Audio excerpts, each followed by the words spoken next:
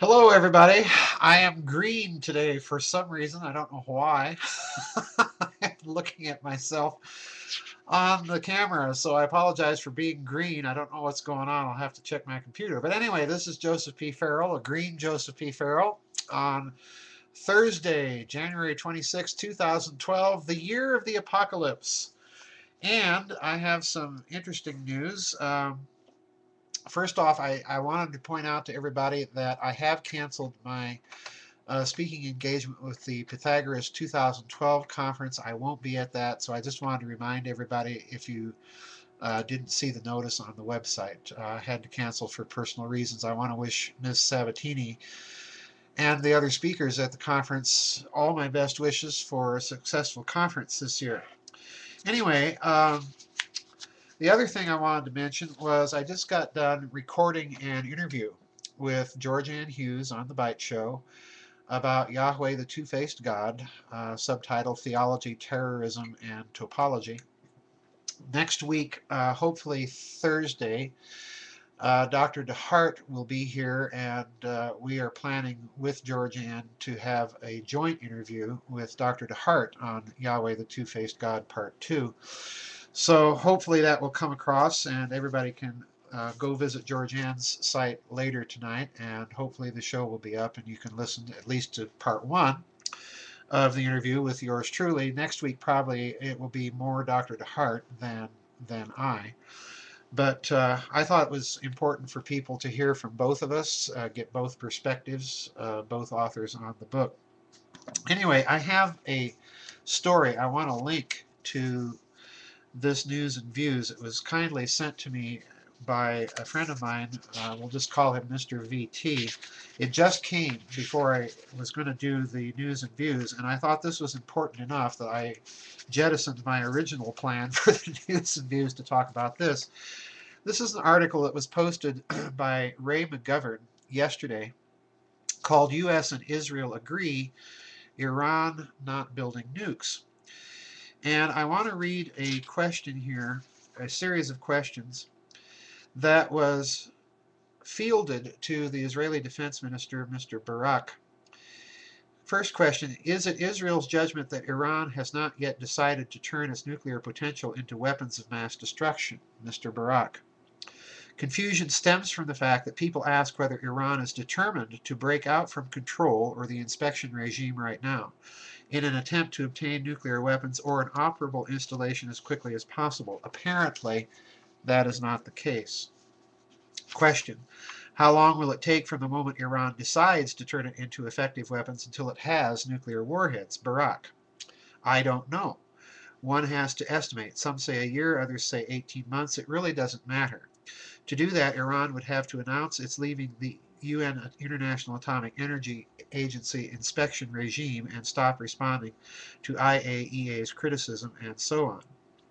Question. Has the United States asked or demanded that the government inform the Americans in advance should it decide on military action, meaning Israeli military action? And then Defense Minister Barak responds, I don't want to get into that. We have not made a decision to opt for that. We have not decided on a decision-making date.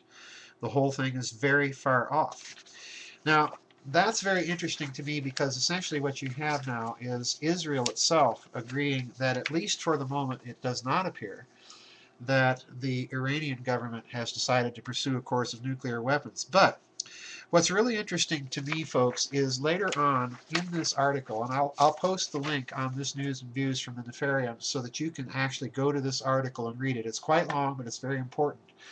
I think you'll enjoy reading it.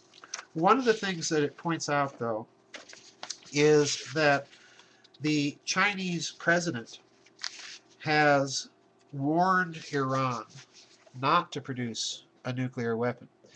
And you'll recall I blogged about this earlier in the week, that it's really not in the long-term interest either of Russia or China to have Iran with a nuclear weapon, for the very simple reason that this would be a weapon in the hands of a Muslim state, all right?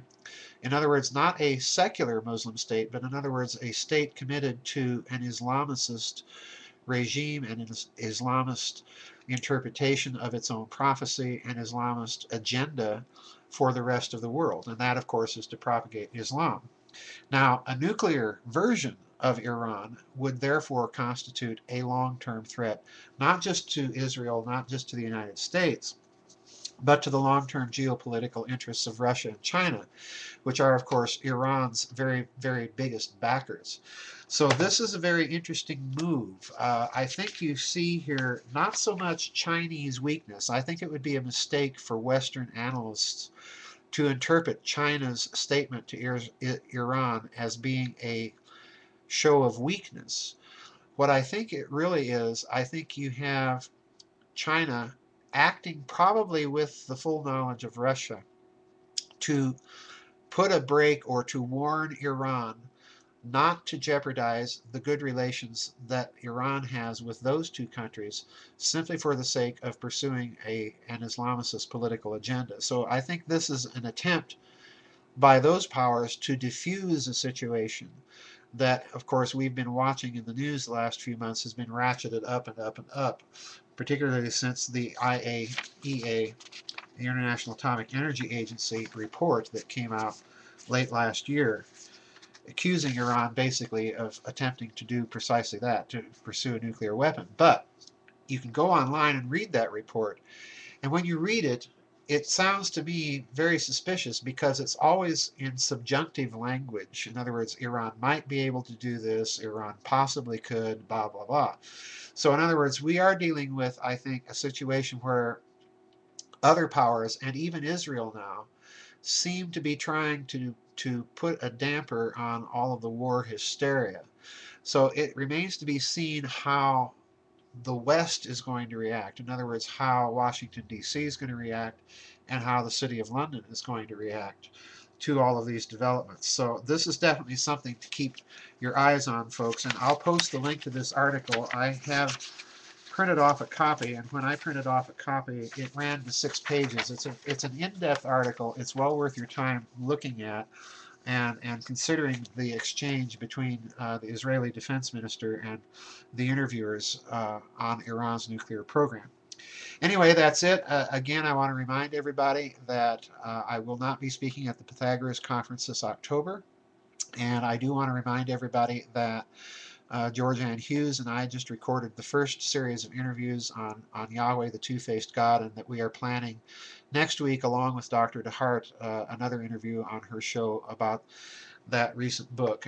And he and I, also to bring you up to date, he and I are talking now about the further follow-ups on that project. We have about 3 to 4 ebooks and Lulu books that we're planning out right now.